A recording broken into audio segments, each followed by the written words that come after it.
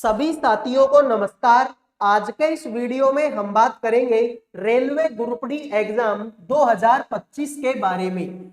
जैसा कि आप सभी को पता है, रेलवे ग्रुप डी का एग्जाम 27 नवंबर से शुरू हुआ था और जनवरी तक के जो एग्जाम हैं वो कंप्लीट हो चुके हैं।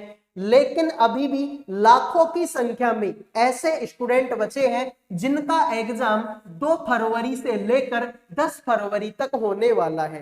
तो जिनका एग्जाम नहीं हुआ उनको तो साइड में रखते हैं, लेकिन जिनका एग्जाम हो गया, फॉर एग्जाम्पल जिन बच्चों का एग्जाम 27 नवंबर को था, उनके एग्जाम को लगभग 2 महीने हो गए। अब ये बच्चे इंतजार में बैठे हुए हैं, ठीक है भाई, ना ये इधर के रहे ना इधर के रहे, ये बच्चे इंतजार में बैठे हुए हैं कि क्या पता हमारा रिजल्ट में नंबर आ जाए, क्या पता हमारा रिजल्ट में नंबर ना आए। क्योंकि YouTube पर मेरे भाई बहुत सारे ऐसे वीडियोस आपको मिल जाएंगे जिनमें व्यूज पाने के लिए, ठीक है मेरे भाई, जिनमें व्यूज पाने के लिए बच्चों को बताया गया है कि लगभग 40 या 50 के समथिंग कट ऑफ जाएगी। तो इस बात में कितनी सच्चाई है, किन किन बच्चों को अगली एग्जाम की तैयारी शुरू कर देनी चाहिए, वो सारी चीजें आज के इस वीडियो में मैं तुमको बताऊंगा। ठीक है, तो पहला हमारा जो डाउट है बच्चों का कि कट ऑफ कितनी जाएगी, इसके बारे में हम खुल के बात करेंगे। दूसरा मेरे भाई कि क्या नंबर कम होंगे क्या, बिल्कुल मेरे भाई इसके बारे में बात करेंगे। नंबर कम भी होंगे और नंबर बढ़ेंगे भी, तो क्या मामला है इसके बारे में भी बात करेंगे। तीसरा मेरे भाई आंसर की कब आएगी, तो आंसर की का जो डाउट है वो तो मैं यही दूर कर देता हूं कि मेरे भाई 10 फरवरी को तुम्हारा एग्जाम खत्म होगा, 10 फरवरी को एग्जाम खत्म होगा, तो ये मान के चल लो कि 17 से 18 फरवरी तक आपकी आंसर की आ जाएगी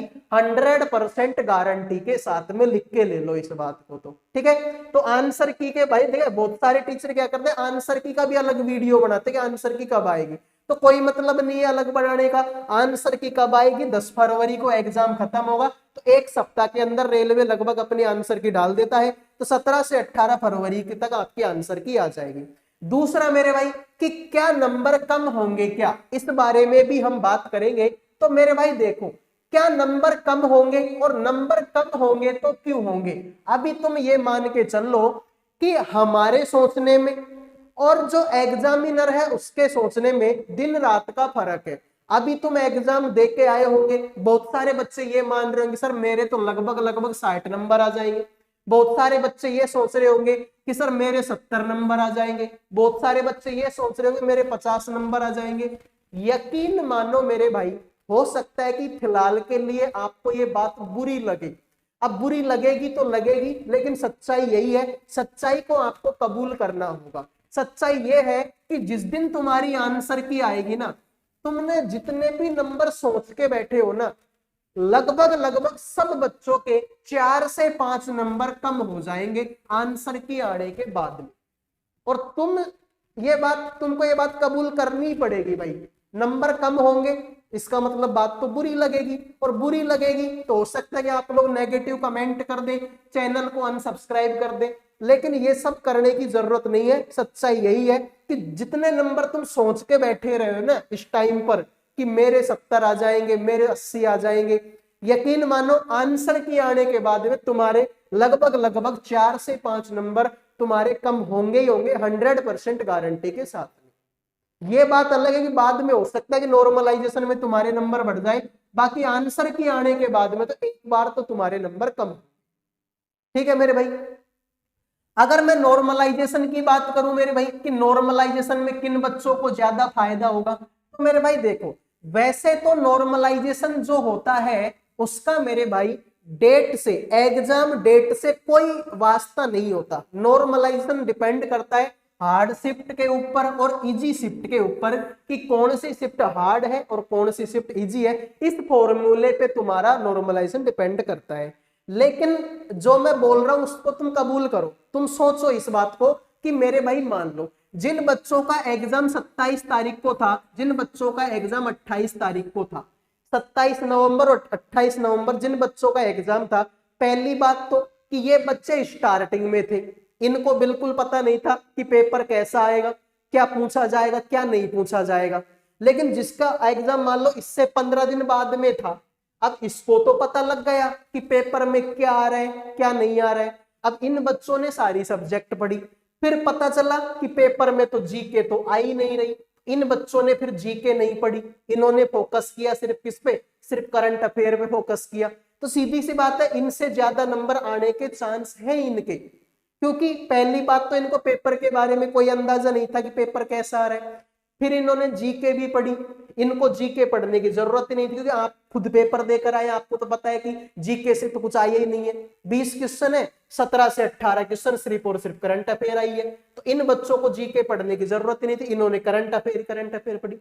दूसरी बात, मान लो कि रीजनिंग है, रीजनिंग में इन बच्चों को कुछ नहीं पता था कि क्या आ रहा है क्या नहीं आ रहा, लेकिन इनको तो पता है कि कोडिंग डिकोडिंग से ज्यादा क्वेश्चन आ रहे हैं, मैथमेटिकल ऑपरेशन से ज्यादा क्वेश्चन आ रहे हैं, तो फिर इन बच्चों ने इन पे ज्यादा फोकस किया। तो सीधी सी बात है भाई, इनसे ज्यादा फायदा तो इनको मिलेगा ही मिलेगा। तो हो सकता है कि नॉर्मलाइजेशन का फायदा इन शुरुआत वाले जो बच्चे हैं ना, उनको नॉर्मलाइजेशन का फायदा ज्यादा मिलने के चांस है।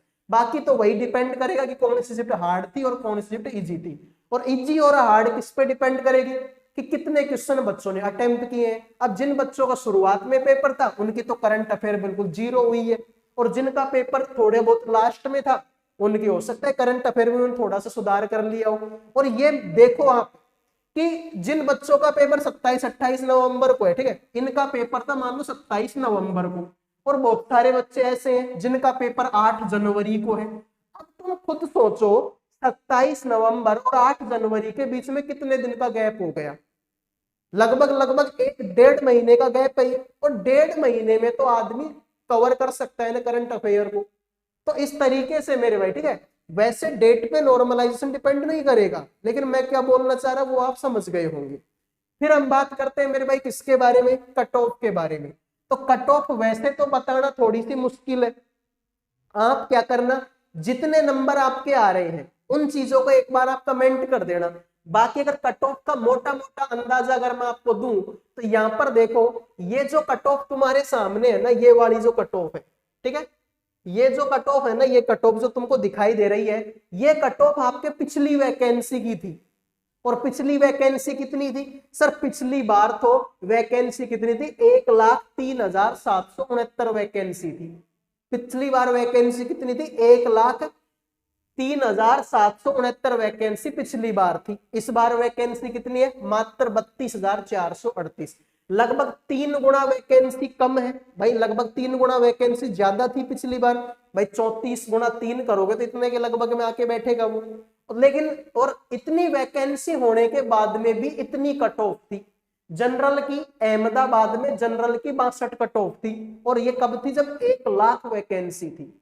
इस बार तो वैकेंसी 32,000 ही है। तो तुम सोचो, 1 लाख वैकेंसी पे 62 कट ऑफ गई थी, तो 32,000 पे ये कट ऑफ कितनी जाएगी, 70-75 तो जाएगी कम से कम, 10 नंबर 12 नंबर तो ऐड करेंगे भाई। 1 लाख जब वैकेंसी थी, जब मान लो मुंबई सेंट्रल की जनरल की कट ऑफ 64 गई थी, अब की बार तो वैकेंसी 32,000 ही है, तो 10 नंबर भी अगर मैं मिनिमम जोड़ता हूं, तो 64 से कट ऑफ कहां पर हो जाएगी, 74 पे हो जाएगी।